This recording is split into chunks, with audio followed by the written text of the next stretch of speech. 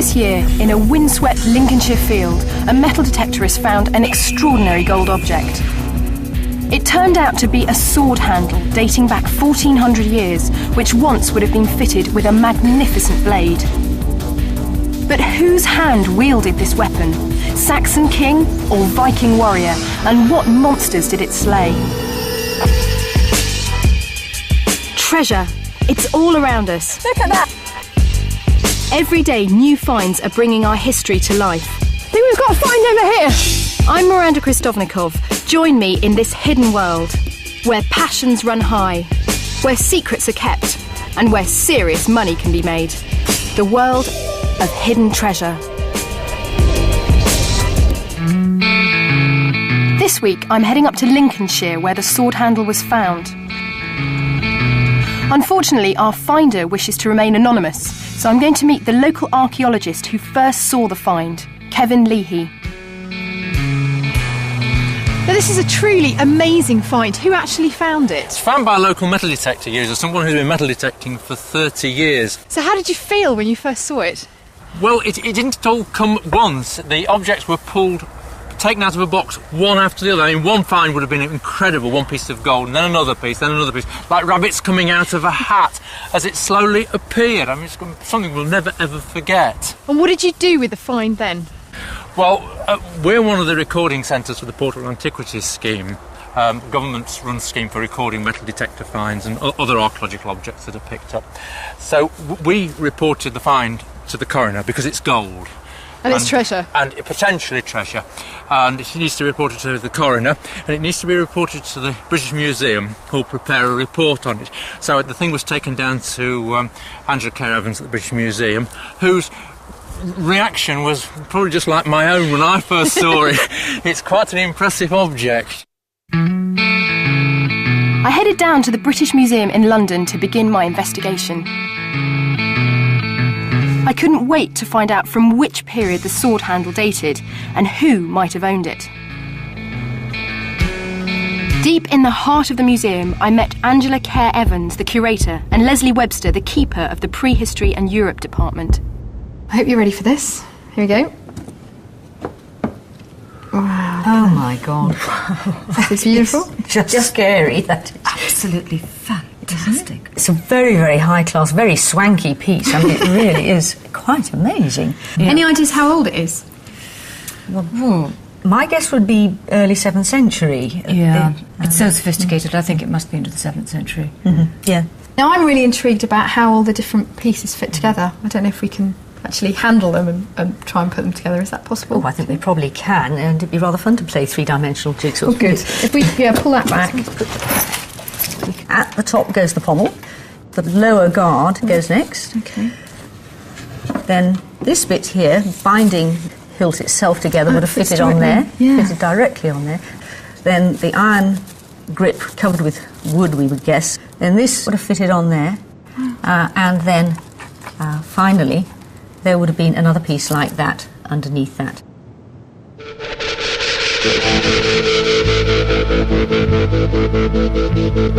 The nearest parallel to our sword handle was found in the fantastic site discovered at Sutton Hoo in Suffolk in the late 1930s. Under one of these burial mounds, archaeologists unearthed the richest Anglo-Saxon burial ever found in Britain, probably that of a king or a famous warrior.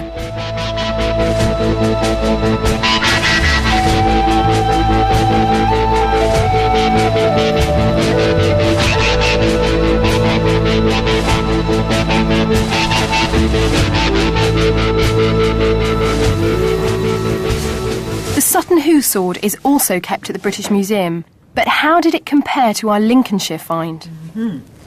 Yeah. This probably will actually make it look even better, because if you put that fantastic. alongside the Sutton Hoo sword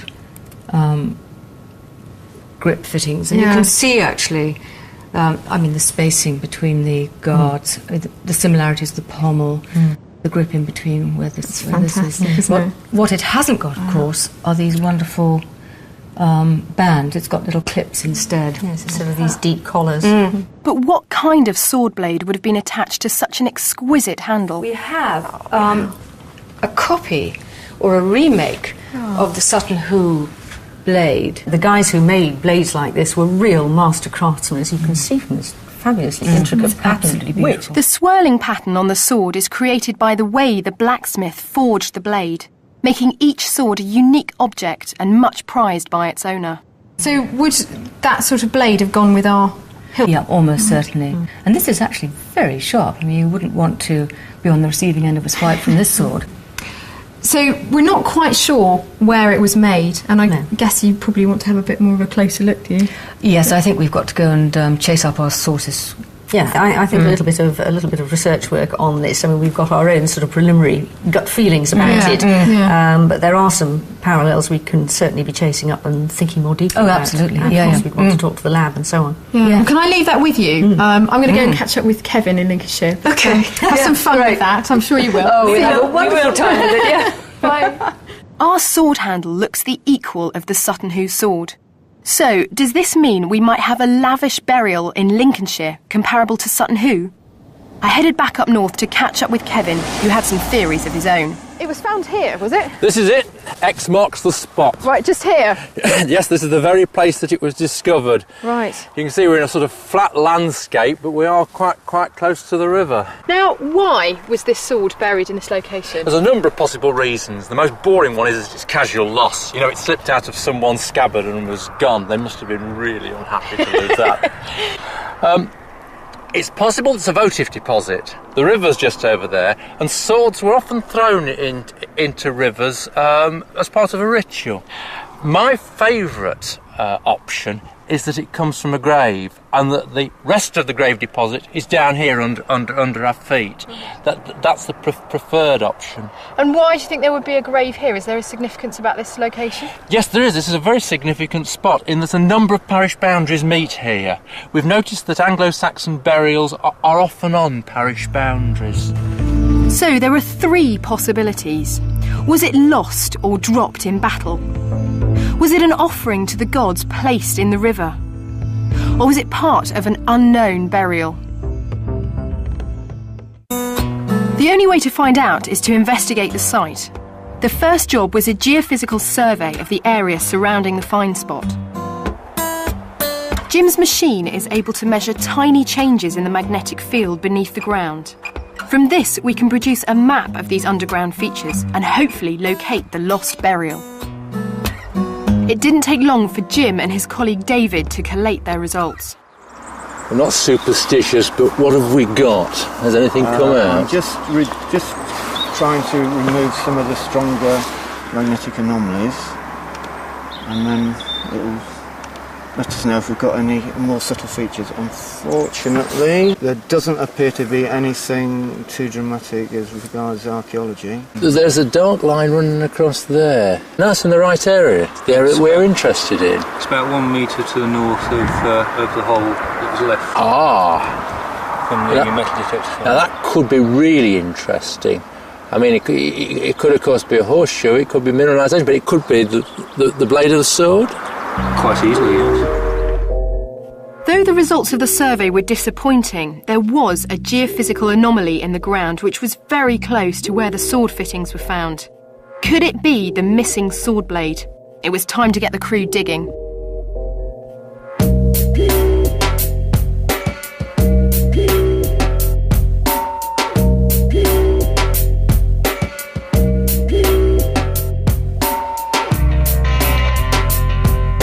So what's happened here so far? Well, we've had the digging crew in and they've taken off all the topsoil. They've machined off to begin with, and then they've gone in and cleaned off so that we can see the top of the subsoil. Now, at this stage, hopefully we should have seen a grave cut, the black shape of the grave, or a ring ditch around the grave, but unfortunately, nothing's showing. The burial theory was looking unlikely, but there could be another reason why our sword ended up where it did. It could have been placed in the river as an offering to the gods, and then, when the river was dredged, it found its way back to dry land and was buried in the upcast or gravel.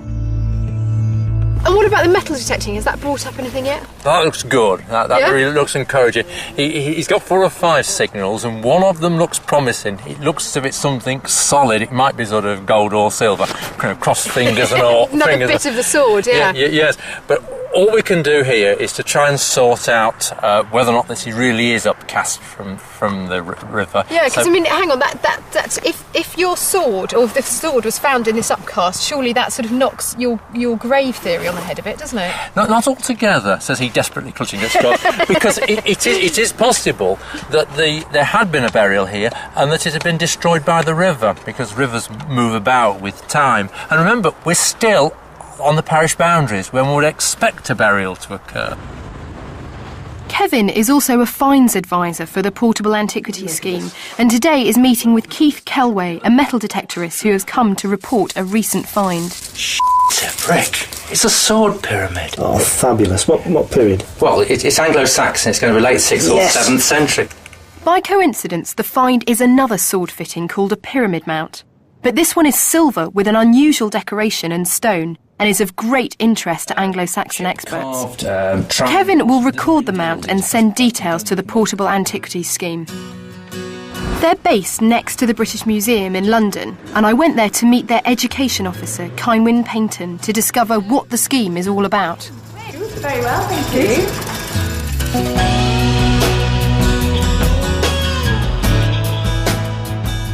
How does the Portable Antiquity Scheme actually work?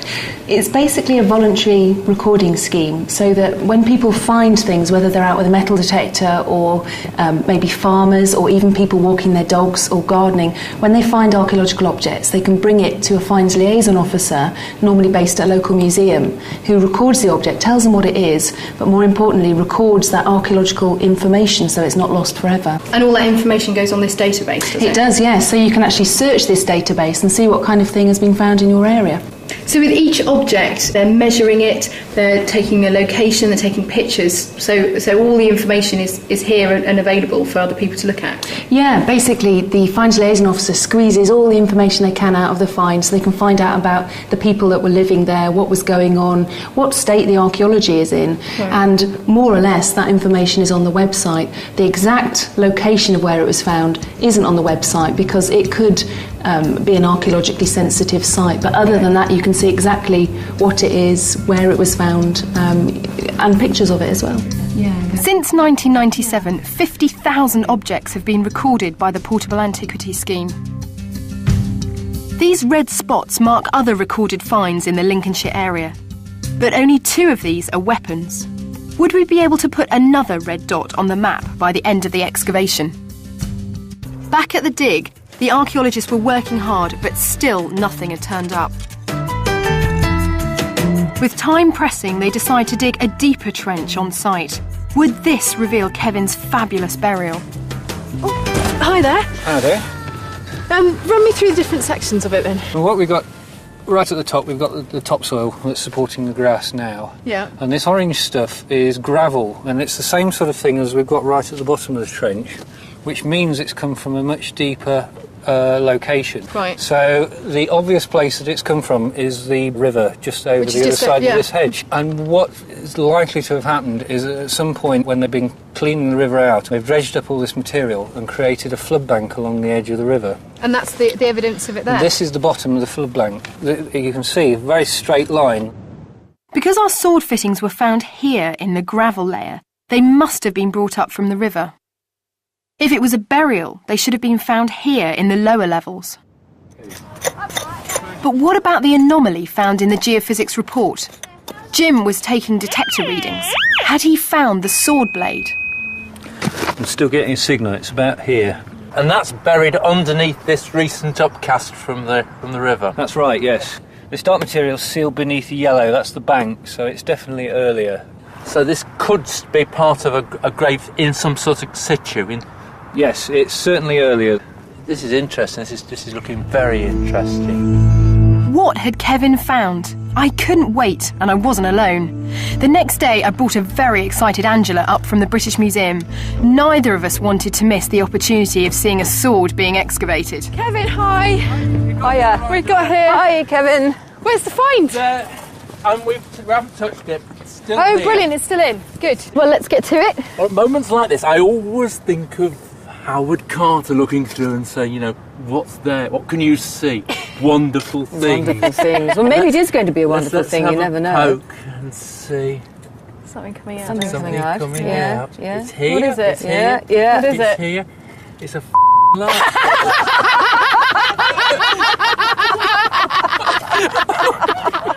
All I can say is it is an early light fitting. It's pre-1960 because it's quite a thick metal section. Now they're made out of thing. What it means is that this is an old plough surface that it got down there. Yeah. This material up here, the upcast from the river, is a bank that was probably flattened about 20 or 30 years ago, and then has been spread across this plough surface, and has not been ploughed since, because otherwise it would have been all jumbled up. It does actually do something. It rules out altogether any possibility that those sword fittings are in situ in this area. They've come from the river. Right. Whether, So no burial. no burial here. We've still got the link between the parish boundary and the location, but in an area where there's a history of finds of weapons dumped into the river, I think we're getting more towards it being a votive deposit. Well, that finally seems to rule out the burial theory. In our search to find the elusive blade, one of the metal detectorists volunteers to scour the riverbed. Is there something there, Chris? Yeah, there's a signal there. Is You it got a very big? signal? Wait for me, hang on. You got a signal there, Chris? Yeah, I have, yeah. Fantastic. Is it strong?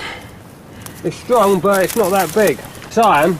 Yeah? There'd be iron, but it could be a nail or anything like that. So is it possible to get it out, whatever's down there? I'll have a good go. Kevin, what do you reckon it might be? With it being small, it could just be a bit of iron concretion in here, and there's a lot of iron in the subsoil here. He may have got that. There's something. No. It's a piece of gravel. The river has been dredged many times in the last couple of hundred years, and it's highly unlikely any archaeological objects would have survived. Not that Angela agreed with the river theory anyway. The little England. I have this kind of problem with the idea of votive offering because, the Anglo-Saxons really treasured their swords. They gifted them to people, and I can't see them slinging a sword of this quality into the river. So do you think it might be a burial then? Well, that's certainly what I thought first of all, because, the breaks on the sword hilt are so fresh. But when you look at the ground where the sword hilt was found, the pieces were found, there's no absolute evidence at all for any grave scenario. Right. So I'm just baffled. I'm really baffled. I don't know what it is. Could be casual loss, perhaps. But, how do people lose their swords? Are they knocked down in battle, maybe, or something like that? Right. So no more clues as to sort of narrow down our argument a bit? No, it's just turning into one of those exotic but wonderful stray finds.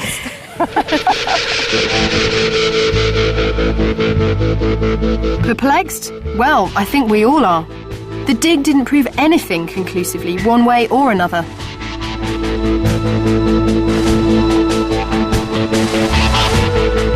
But we haven't exhausted all avenues yet. These beautiful objects must have come from somewhere, and we need to go back in time to discover their history. When the Roman legions left Britain in the early 5th century, pagan invaders swept in from the continent. Angles, Saxons and Jutes fought fierce battles to set up their kingdoms across the country. Some of their names are still with us today: Northumbria, Wessex and Mercia. We know about the exploits of these kings through legends, sagas and wills that have survived over 1,000 years. I returned to the British Museum where Leslie Webster had been searching through these ancient texts to see if she could help us find the origins of our sword. Hi, Leslie. Hi. How are you getting on? Well, the fascinating thing that emerges from the literary and the documentary evidence, both the poetry and the records, is just how important and how prized and treasured swords were in this period. They're often described as ancient heirlooms. They were things that were passed on from generation to generation. And when we turn to the wills, particularly in the later Saxon period, we see lots and lots of bequests of richly decorated swords. There's a very nice will of Athelstan the Atheling, it means prince, who was the son of King Ethelred the Unready. And he left 11 swords in his will, and most interestingly, to his brother Edmund, he left the sword which belonged to King Offa. Now, Offa the Great was a king who reigned in the later 8th century. This will is dated 1014, so that sword would have been about 200 years old when it was left. So swords were incredibly prized possessions, considered hugely powerful, and were even given names. Over time, legends developed around these beautiful weapons, like the great Saxon poem Beowulf. It's dedicated to a mythical king whose sword is slayer of both men and monsters. He's doing terrific battle with the frightful monster, Grendel's mother, and his own sword fails him. He can't pierce her disgusting, tough hide. And he sees, hanging on the wall, this wonderful sword. It's described as the work of giants, an old heirloom. He seizes it off the wall and cuts her head off with it, and such is the heat of her blood that the blade of the sword melts away, leaving just the hilt. And of course, in our case, the blade isn't there, although whether it was a monster's blood that actually melted it away. It's a nice thought, isn't it? Monsters or serpents characterise much of Saxon art and mythology, and their images can be seen on many of the wonderful treasure items found at Sutton Hoo. If you look carefully, here you can see two serpents intertwined. Because it's so easy. Scientist Susan Lanice has been analysing the design of our own sword fitting. What parallels can she and Angela see? The weaving pattern on this is absolutely beautiful. What does it represent? It's absolutely fantastic. It's a design actually for animals. It's hard to visualise, but if we freeze frame, we can highlight the different serpents. There's 1, 2, 3, possibly 4 monsters all intertwined. It's absolutely beautiful. It's very carefully balanced, and it's absolutely superb design. Now, the decoration on the pommel seems to be exactly the same as that on the hilt grips. Yes, it's got exactly the same design. You can see the same wire work.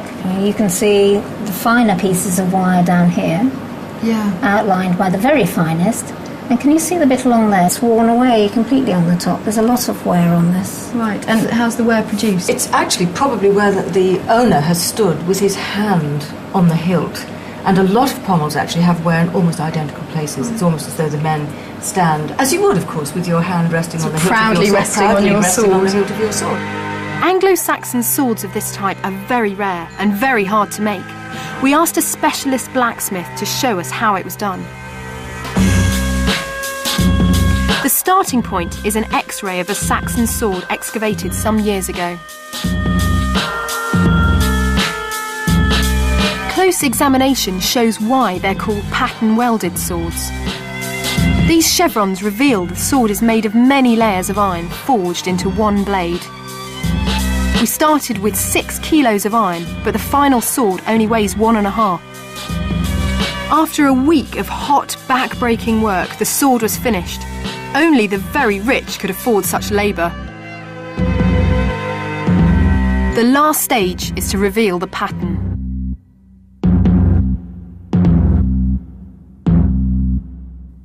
Back at the British Museum, I met up with Angela and sword specialist Heinrich Herke. I'm sure that they are functional. They are very rare. Swords overall are rare. In Anglo-Saxon England in the 5th to 7th centuries, perhaps 1 in 20 male adults would have been buried with a sword, any sword. We're not even talking about a sword like this one here. Once we get to this social level, to this kind of decoration, we're talking about perhaps one man in 200, wow. or I suppose even fewer, would have had a sword like this. Heinrich explained that our sword hilt belongs to a rare group called Beckham Valstenerum. He also suggested that our next stop should be Sweden.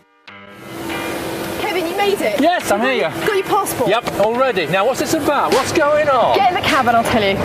Okay, where are we going? My wife's a bit suspicious about this. This passport meeting in London. Yeah, well, I'm taking you to Heathrow Airport. Yes, then where? We're going to go to Sweden. Now, how am I going to explain that?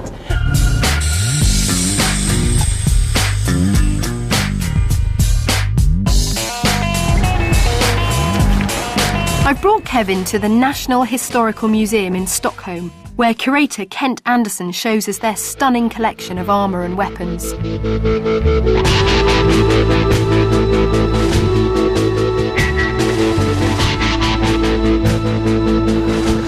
here you have some of the swords in our collection, and mainly they are from the Viking age, but this one is earlier. It's contemporary to the one you have shown me.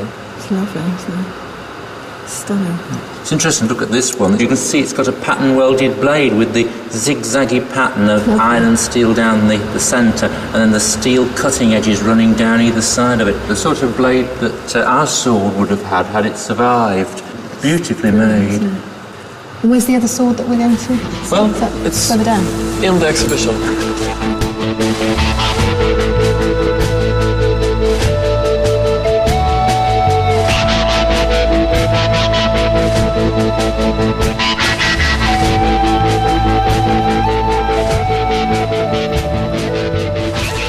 Good heavens, it's amazing. It's like a temple with all these superb things. It just jumps out. And this is it. These are the bits, aren't they? Incredible. This is absolutely breathtaking work. It's very similar to the Lincolnshire fine, but the decoration on this piece is much bolder. It's not as fine, but it's deeply cut and really making a statement of power. Now, who would have owned something like this? A king, of course. Yeah. It's so high quality that it only can belong to a king. Now, why do we find such similar designs over here as we do in, say, our Lincolnshire sword? The contacts must have been very directly, I think, and one must think of this society as a very travelling society. They were moving around across Europe. Giving gifts at this time was extremely important. So a sword with gold fittings would be a very good present from one king to another. Now, is it possible that the owner of this sword could have known the owner of our sword? They may have known of each other because it was very important to preserve the memory of great men. This is why Beowulf was written, to preserve someone's memory. And this belonged to a great man in Sweden, and a great man in Lincolnshire would have known of people like that. Yeah, in the sagas they would tell about this famous king or this famous person for hundreds of years. So, Kevin, was it worth the trip? Yes, it was. To actually see the stuff and to handle it, you realise how close the links are. I mean, even to my untrained eye, looking at those swords, they looked remarkably similar to our sword hilt. Yes, and it shows links at the very highest level. Things like this sword weren't traded. There was no trade in that sort of thing. They were exchanged as diplomatic gifts. So there was somebody who was a very big noise round here sending a really important object to someone who was also an equally big noise in Lincolnshire. Our journey had started in rural Lincolnshire and had taken us not only to Sweden, but back in time to when fiercely loyal warriors would fight to the death for their master. Though we will never know the name of the king to whom this sword belonged, this symbol of his power and wealth will now be visible for generations to come.